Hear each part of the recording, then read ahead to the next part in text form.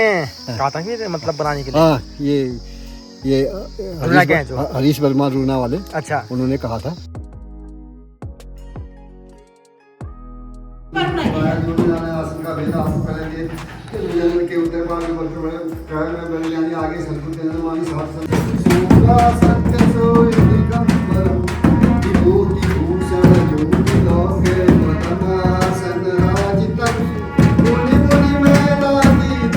गुफा कहाँ पर है?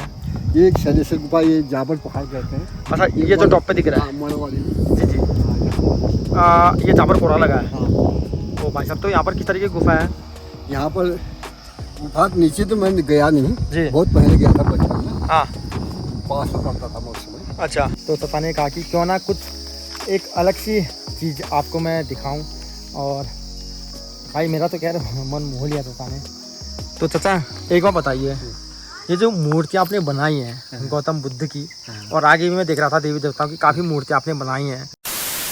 नमस्कार दोस्तों, काफ़ी टाइम के बाद कमेंट आ रहे थे भाई कि आप अपने मुख्य चैनल पे वीडियो क्यों नहीं अपलोड कर रहे हैं। फेसबुक में आपके वीडियो आ रहे हैं, कुछ नए तो कुछ पुराने। ठीक है, अच्छी बात है, हम अपने दर्शकों के टच में थे। कुछ परिस्थितियाँ ऐसी हो जाती हैं, कुछ ऐसे काम हो जाते हैं कि भाई इंसान को चूज़ करना पड़ता है कि ये काम पहले करें या ये काम पहले करें। इसके बावजूद भी हमने ये कोशिश की कि हमारी जनता हमसे कटे ना, रूठे ना, कि भैया कहाँ गायब हो गए। भागदौड़ बड़ी लाइफ है और बहुत बिजी ज़िंदगी है हर एक इंसान की। तो बहुत टाइम के बाद आपसे मैं रूबरू हो रहा हूँ अपने मुख्य चैनल विमल पाल में। तो आज लुक जो आपको दिख रहा है भाई बैकग्राउंड ये हटके दिख रहा होगा, क्योंकि ये जो खूबसूरत सा नज़ारा आपको दिख रहा है, इस गांव को कहते हैं भाई सिमल सुनी। तो सिमल सुनी ये एक गांव है, वड्डा से टच में है, और इसमें तिलाड़, इसमें कुंडार, इसमें डेलू मुख्य गांव टच होते हैं। और आज मैं यहाँ क्यों आया हूँ, मेरे आने का मुख्य कारण ये है दोस्तों कि शुरुआत क्यों ना एक इस तरीके की वीडियो से की जाए, कमबैक। इसके बाद मैं लगातार अपनी वीडियो के द्वारा अपडेट करता रहूँगा। बट मैंने सोचा कि इतने लंबे समय के बाद अगर मैं अपने मेन चैनल पे वीडियो डाल रहा हूँ, वीडियो अपलोड कर रहा हूँ, तो क्यों ना कुछ ऐसी चीज़ें दिखाई जाएँ जो अभी काफ़ी लोग नहीं जानते हैं। एक व्यक्ति हैं, उनका मुझसे संपर्क हुआ, मेरी दुकान पे वो आए, और दुकान पे आने के बाद जब उन्होंने मुझे ये बताया कि भाई कुछ, वैसे वो देखा जाए तो मेरे बहुत पुराने सब्सक्राइबर्स थे, लेकिन उनके मस्तिष्क में क्या चल रहा है भाई मैंने कभी सोचा नहीं।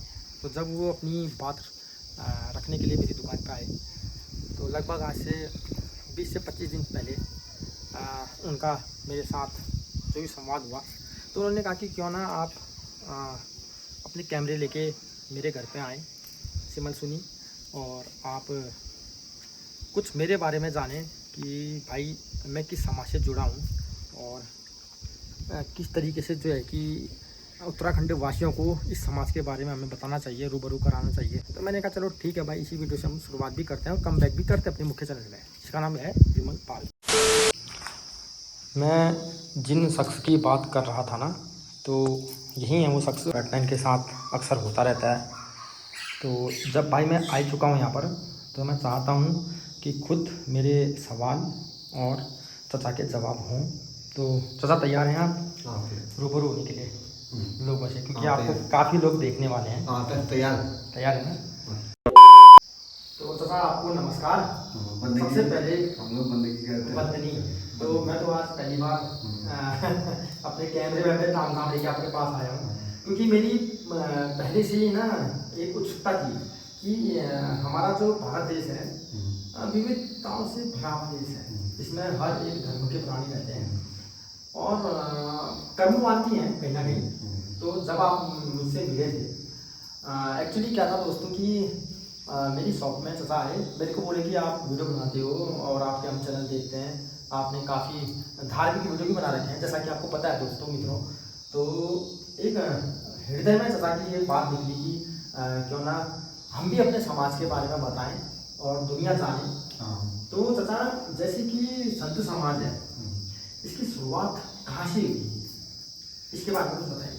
संत समाज की शुरुआत जो है महात्मा बुद्ध से हुई। महात्मा बुद्ध की 3 शाखाएं हुई, हीनयान, महायान, वृज्ययान। वृज्ययान शाखा से संत मत की उत्पत्ति हुई। उसके बाद सिद्ध परंपरा चली।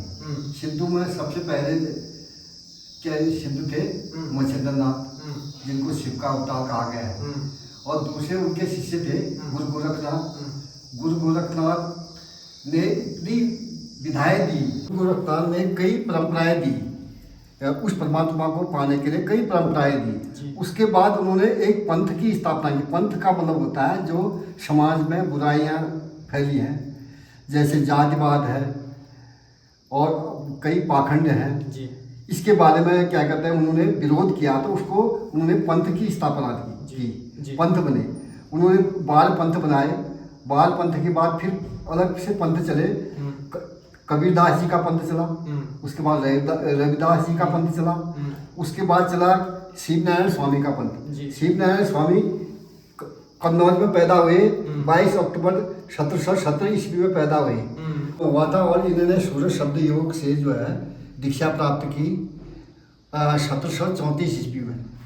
तो इन्होंने सबसे पहले गुरु ग्रंथ की स्थापना की, गुरु ग्रंथ लिखा। उसमें कहा गया, कंठी बैठे सरस्वती कथा अन्यास बनाए। उनके कंठ में, उनके हृदय में जो है सरस्वती का वास हुआ। तो उन्होंने जब इस ग्रंथ की, इस गुरु अन्यास की स्थापना की, है गुरु अन्यास। गुरु अन्यास को उस समय कैथी भाषा में लिखा, जिसको टांकड़ी लिपि भी कहते हैं, गुरुमुखी लिपि भी कहते हैं। उस लिपि में उन्होंने उसकी रचना की। उसमें उन्होंने सबसे पहले कहा, करता सब गुणकार का, गुण कारण भवभार, सृष्टि समालन चार फल, चाल चलन व्यवहार, चर्चा जाकी जोर सुने 84 बार, गुरु बिन से नहीं पावई, बिन गुरु मिलत न सा। उन्होंने कहा कि इस भूखंड में, इस पृथ्वी में 3 गुणों की महत्ता को महत्व दिया गया है, रजोगुण, तमोगुण, सतोगुण। सतोगुण, तीनों गुणों को कहा गया, जैसे हमारे आध्यात्म में जो है सतोगुणों को कहा गया ब्रह्मा विष्णु महेश। 3 गुणों के दाता को उनको ब्रह्मा विष्णु महेश कहा गया। ऐसे ही क्या कहते हैं, विज्ञान की भाषा में उन्होंने कहा गया इलेक्ट्रॉन, प्रोटॉन, न्यूट्रॉन। तीन तत्व की बात की। इन 3 तत्वों को जब आदमी साध लेता है और अपने चाल चलन व्यवहार को सीमित करके इस 84 लाख योनि से वो छुटकारा पा सकता है। और अपने क्या कहते हैं, विचारों को शुद्ध रखें, अपने विचारों को शुद्ध रखकर इस भूसागर से पार हो सकता है।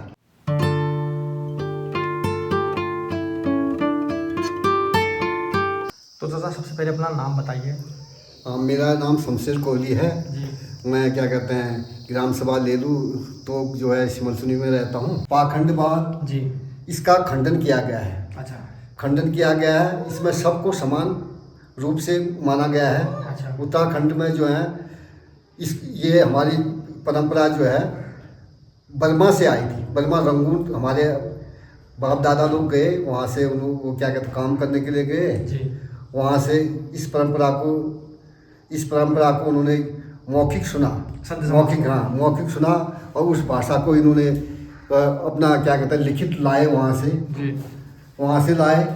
इसमें ये पिथौरागढ़ में जब लाए तो वहाँ से लाए, और उन्होंने जो भी है वहाँ की परंपरा थी उसको यहाँ जितने भी हमारे, एक तो अल्पसंख्यक थे हम लोग, एक क्या कहते हैं अनुसूचित जात के थे, तो हम लोगों को काफ़ी परेशानी थी हर चीज़ में। इसलिए हमारे यहाँ के इस वर्ग ने इस संत समाज को अपनाया। तब उस समय कहा गया है, उन्होंने कई आध्यात्मिक ज्ञान भी प्राप्त किया। कई आदमी थे हमारे क्या कहते हैं उस समय के आध्यात्मिक ज्ञान जिन्होंने प्राप्त किया। सबसे पहले थे जगमोहन लोहनी पिथौरागढ़ में, जिन्होंने संत समाज की स्थापना की।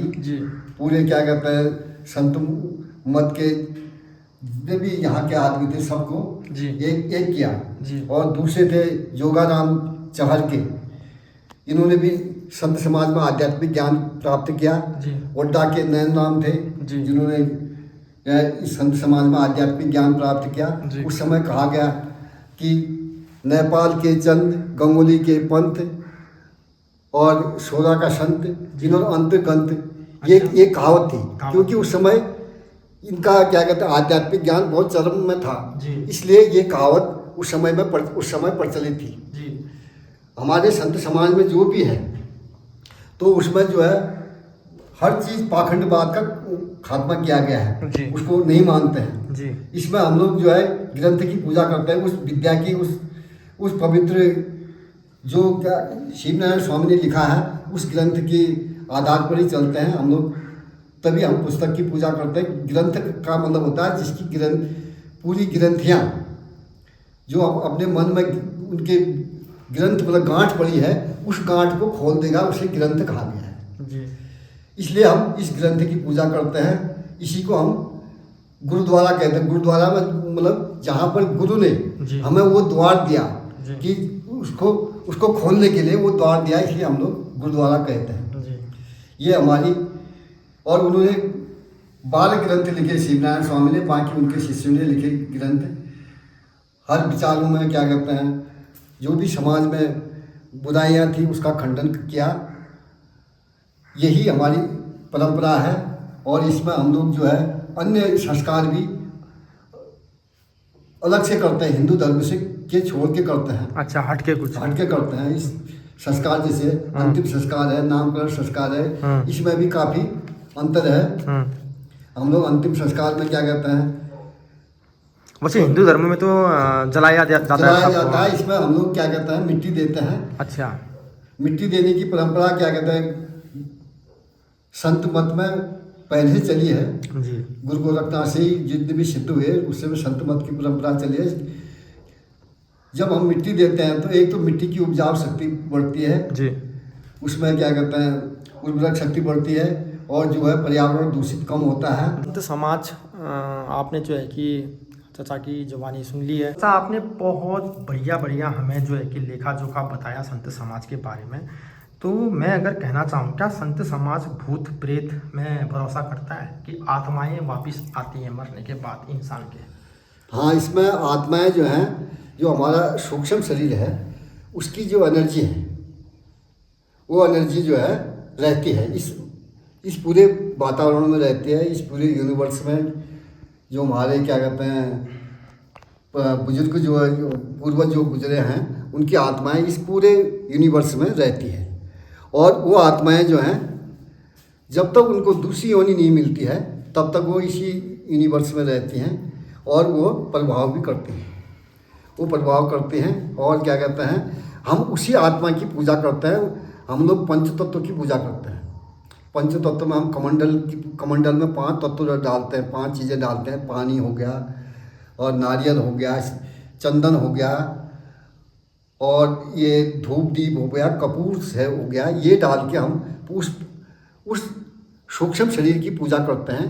यही हमारा मेन इसमें रहता है कि जैसे हम पंच तत्व की पूजा ही हम लोग जो भी हमारे पूर्वज चले गए हैं उनके सूक्ष्म शरीर की, और ये मैंने खुद अनुभव भी किया है। मैंने उस सूक्ष्म शरीर को देखा है, 3 बार देखा है। अच्छा, अपनी आंखों से? हाँ, अपनी आंखों से देखा है जी। उन सूक्ष्म शरीर को आते हुए देखा है और महसूस भी किया है। अच्छा। हाँ, वो मैं एक बार की बात है, मैं कहीं जा रहा था सत्संग में, तो मेरे आगे एक सूक्ष्म शरीर चला। अच्छा। वो चला तो जब मैं वहाँ गया तो उसके बाद मुझे तो अनुभव नहीं था कि मेरी सूक्ष्म शरीर है जी। उसके बाद मैं जब वहाँ तिरछे गया तो ऊपर को चले गया। अच्छा। वो शरीर ऊपर को चले गया। तो आपको भय नहीं लगा? भाई उस समय मुझे अनुभव भी नहीं था कि ये, मैंने कहा कोई आदमी होगा, ये अनुभव लगाया मैंने। जब ठीक मैं 1 बजे जब वहाँ से वापस आया तो फिर मेरे पीछे आगे वो आत्माएं चलती रही। अच्छा। फिर मुझे जब मैं एक नाले में पहुँचा तब मुझे अनुभव हुआ कि ये कौन है करके। अच्छा। फिर मैंने 2-3 बार पूछा कौन है, तो वो बोला नहीं। फिर उसके बाद मैंने मार्ची जलाई। तो अगर मैं शुद्ध सरल भाषा में कहूँ तो आपने भूत से बात की? हाँ, बात की, लेकिन उसने कोई जवाब नहीं दिया। वो चलता रहा। हाँ, वो चलता रहा, वो चलता रहा। फिर मैंने जब मार्ची जलाई, आग जलाई, तो तब वो गायब हो गया, अग्नि देख के। हाँ, गायब हो गया। और फिर एक बार कैसा हुआ कि हम लोग संत समाज में जो है ग्रंथ की पूजा करते हैं, उसके बाद एक कमरे में बैठते हैं। पहले जो था गोठ में बैठते थे, तो गोठ में बैठते थे तो अपने सुबह शाम की आरती की, उसके बाद करीब करीब सो जाते थे सभी लोग, सो जाते थे। तो उस समय देखा तो मैंने वो आत्मा जो है एकदम दरवाजे में खड़ी। अच्छा। वो दरवाजे में खड़ी, वो कह रही है ना, वो पूरा देख रही है। तो मैंने उसको भी आवाज़ लगाई, लेकिन वो बोली नहीं। अच्छा, चुपचाप खड़ी देखी। हाँ, चुपचाप खड़ी रही। ये मेरे अपने प्रत्यक्ष से अपने आंखों से देखा हाल है। अच्छा। और तीसरी आत्मा तो मैंने देखी नहीं, लेकिन एक बार ये हुआ कि एक आदमी जो था, उनके पिताजी गुजर गए। अच्छा। पिताजी गुजर गए तो उन्होंने उनकी मतलब जो भी हमारी परंपराएं हैं, क्रियाएं हैं, जो भी है, चाहे किसी समाज की भी हो, वो की नहीं उन्होंने। अच्छा। की नहीं। तो उसके बाद 3 साल बाद वो किसी पूछ वाले के पास गए। उनसे कहा कि उन्होंने बताया, भाई तुमने अपने मतलब पिता की जो है अंतिम जो क्रियाक्रम जिस रीति से तुम लोग करते थे वो किया नहीं तुमने। अच्छा। वृत्तांत बताया उसमें कि भाई ये हमने ये ऐसा किया नहीं है, उनकी आत्मा को शांति नहीं मिली है। उसका आत्मा जो हमें सूक्ष्म शरीर कहते हैं, जो सूक्ष्म एनर्जी जो कहते हैं, उसको शांति नहीं मिली है। तो जब फिर हम लोग गए वहाँ, हमने जो भी हमारी परंपरा थी जिस हिसाब से हमने वहाँ किया, तो फिर उसके बाद उनकी आत्मा को शांति मिली। फिर उनका दोबारा वो भी आया, फोन भी आया, उन्होंने कहा कि अब कोई ऐसा कोई सपना नहीं आता। अच्छा, जब वो कार्य निपटाया। हाँ, और पहले उनके सपने में भी आते थे उनके पिताजी। अच्छा। फिर उनको कोई ऐसा, फिर उन्होंने किया कि अब कोई ऐसा कोई वो नहीं हो रहा है। दोस्तों, मित्रों, ये बहुत सारी जानकारियाँ थी जो आप लोगों को हमने देनी थी चचा के माध्यम से। तो अभी ना बहुत सारे सवाल आपके हृदय में, आपके मस्तिष्क में घूम रहे होंगे कि भाई अगर संत समाज है तो कहाँ से शुरुआत हुई और क्या क्या चीज़ें इसमें होती हैं। अगर मैं ये कहूँ कि इसमें अनंत चीज़ें होती हैं, जिस तरीके से ब्रह्मांड को पढ़ा नहीं जा सकता और समुद्र की गहराई को नापा नहीं जा सकता, तो उसी तरीके से संत समाज की एक एक पीढ़ी दर पीढ़ी और एक एक कहानी और एक एक हकीकत, चचा की जवानी, हम नेक्स्ट वाले एपिसोड में आपके सम्मुख पेश जरूर करेंगे। बस आपसे यही गुजारिश करता हूँ कि आप इस वाले वीडियो को अधिक से अधिक प्यार दें, कमेंट करें कि हमें अगला एपिसोड चाहिए इस बारे में जो आपको जानना है। और मुझे पूरा भरोसा है कि चचा हमारे लिए समय निकालेंगे और बहुत ज़रूरी तरीके से हम अपने कैमरे के माध्यम से और चचा अपने दिमाग के ज्ञान और गंगा सागर के माध्यम से आपको हर एक विषय के बारे में अभिभूत कराएंगे। तो अभी बहुत सारे प्रश्न हैं मेरे भी हृदय में, आपके भी, लेकिन समय की कमी है। और अगर मैं अभी पूरी की पूरी किताब ही खोल दूँ तो एक पिक्चर होती है ना 3 घंटे की, तो वीडियो बन जाएगा हमारा 10 घंटे का जो हमारे अभी अभिलंब है। ये जो जानकारी है ये आपको कैसी लगेगी, कमेंट बॉक्स में लिखाएं जरूर दीजिए।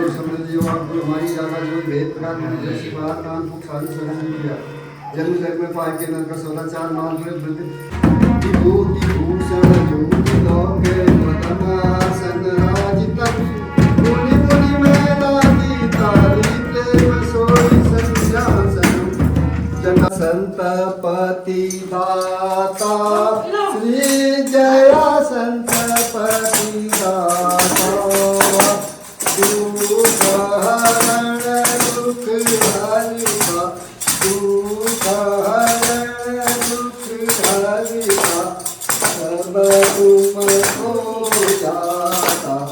ओम जय संतपति दाता करुणा भी तुम्हारे दया सब तुम हो जाता। ओम जय दाता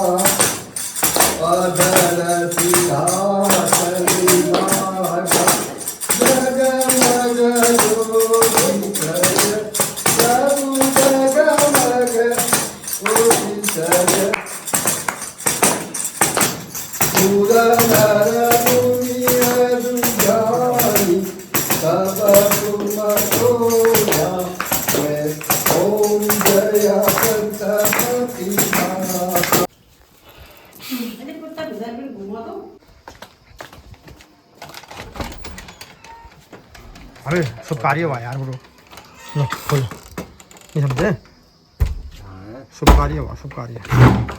अरे वो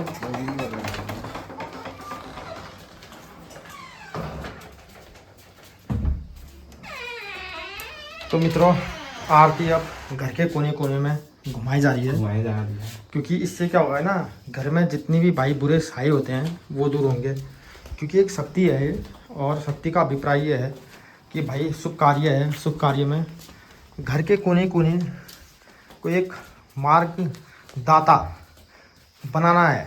मार्गदाता ये कि आप किसी भी कोने में जाएं, आपको एक मार्ग मिले उज्ज्वल भविष्य का, आगे बढ़ने का। तो इस तरीके से संत समाज में घर में आरती घुमाई जाती है, घर के प्रत्येक कोने में। ये चीज़ एक अभूतपूर्व चीज़ है मेरे लिए भी दोस्तों, क्योंकि इससे पहले मैंने इस तरीके की वीडियो कभी आपके सम्मुख पेश नहीं की है, लेकिन आज मुझे भी बहुत कुछ जानने का मौका मिला अपने इन भाई लोगों के द्वारा, अपने चाचा लोगों के द्वारा। कुछ हटके आज मुझे भी देखने को मिला, समझने को मिला। तो आप कह रहे थे कि शैलेश्वर गुफा कहाँ पर है? ये एक शैलेश्वर गुफा, ये जाबर पहाड़ कहते हैं। अच्छा, ये जो टॉप पे दिख रहा है? जी जी, ये जाबर कोरा लगा है। ओ भाई साहब, तो यहाँ पर किस तरीके की गुफा है? यहाँ पर गुफा नीचे तो मैं गया नहीं जी, बहुत पहले गया था बचपन में। हाँ, 5 में पढ़ता था मैं उस समय। अच्छा, उस समय स्कूल से ही गए थे हम लोग बच्चों के साथ, सबको ले गए थे टीचर लोग जी। हमें नीचे नहीं जाने दिया बच्चों को। अच्छा, वो गए खुद। हाँ, कोई खतरा होगा नीचे? गुफा काफ़ी लंबी है। वहाँ से कहते हैं कि एक साधु जो है घाट में निकला, ये जहाँ घाट रामेश्वर का? हाँ, रामेश्वर में जी, रामेश्वर में निकला, पंचेश्वर में। हाँ, ये कहते हैं वो वाला रास्ता जो है बंद कर रखा है। ओहो, जानबूझ के? हाँ, ताकि कोई जाना पाए? नहीं, वहाँ चढ़ाई कर रखी है। हाँ, उसके अंदर कुछ ना कुछ होगा वहाँ पर, शक्ति का वास। हाँ, अच्छा, वो ऊपर है, वो नीचे पानी भी है गुफा में, जबकि उस पहाड़ी में पानी का कोई वो नहीं है। अच्छा, यहाँ पर मल लोग रहते हैं। अच्छा, ये जस्ट ऊपर? हाँ, अच्छा, राजवंशी के मल लोग रहते हैं ऊपर जी ये। वहाँ गुफा है जी, बढ़िया गुफा है। अच्छा, आप लोग एक दिन घूम के आओ वहाँ। हाँ, कभी जाएंगे चाचा, आपके साथ ही जाएंगे।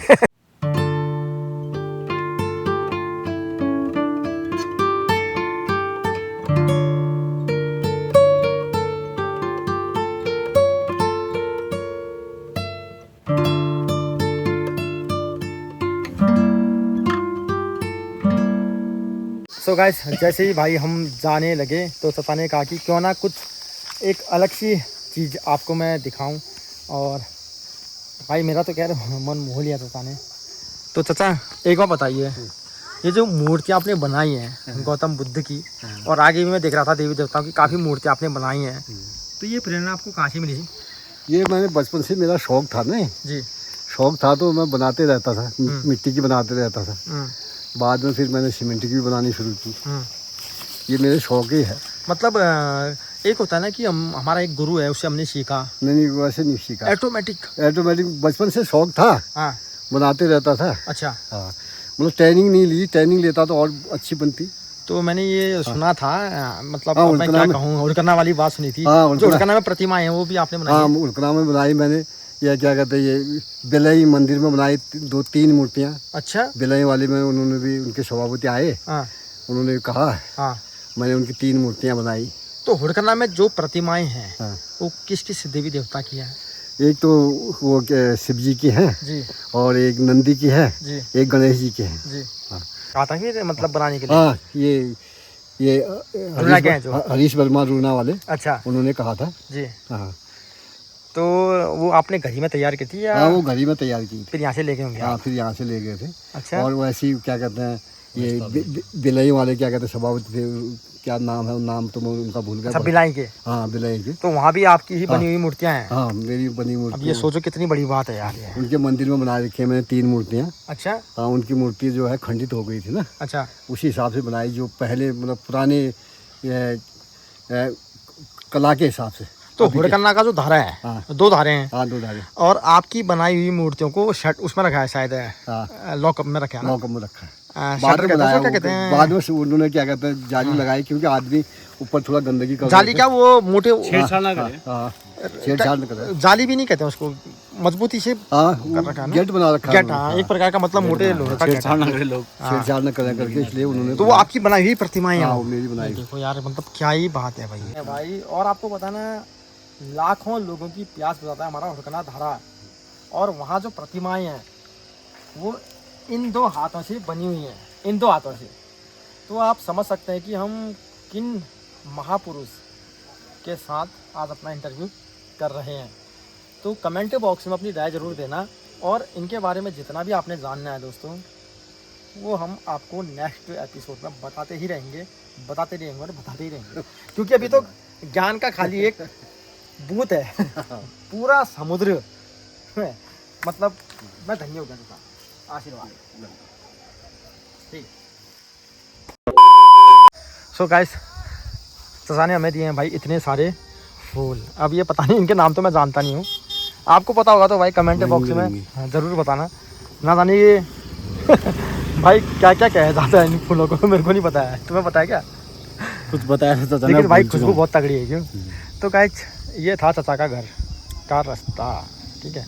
तो यहाँ से हम गए थे सिमल सुनी, बहुत खतरनाक चढ़ाई थी भाई, भयंकर रास्ता। गोप्रो में लाया नहीं था, गोप्रो लाता तो आपको रोड दिखाता, तो आपको पता चलता है कि चचा कितने खतरनाक वाले गांव में रहते हैं। क्योंकि भाई गांव तो अच्छा है, लेकिन यार जो रोड है ना भाई साहब, बहुत खतरनाक है। रोड तो बहुत, रोड ही कहाँ के होगा, उसको रास्ता भी तक नहीं होगा। यही रास्ता जो है कि भाई अपना वड्डा को कनेक्ट होगा। बहुत अच्छा लग रहा है जो दिख रहा है ना। हाँ। ये रास्ता तो फिर भी। और गाइस, जो ये आप देख रहे हैं ना, ये इतने सारे घर, यहाँ भाई पहले हम ना नहाने के लिए आते थे।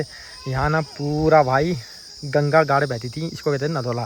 तो इसकी विशेष के बारे में हम पहले बात शायद किसी वीडियो में कर चुके हैं, अगर नहीं करें तो भाई आने वाले ब्लॉग में आपको बताऊंगा मैं हिस्ट्री कि वड्डा में कहाँ पर क्या क्या था। तो ठीक है, फिर अपनी निकलते हैं अपने घर की तरफ, क्योंकि भाई शाम भी हो चुकी है। और आने वाले ब्लॉग में भाई आपको खूब सारी ऐसी चीज़ें देखने को मिलेंगी आपके अपने चैनल विमल पाल में, जो आपने इससे पहले ना देखी होंगी ना सोची होंगी, ठीक है। तो keep watching Vimal Pal, like से सब्सक्राइब दबा के करें। Take care, Jai Hind, goodbye and good night दोस्तों।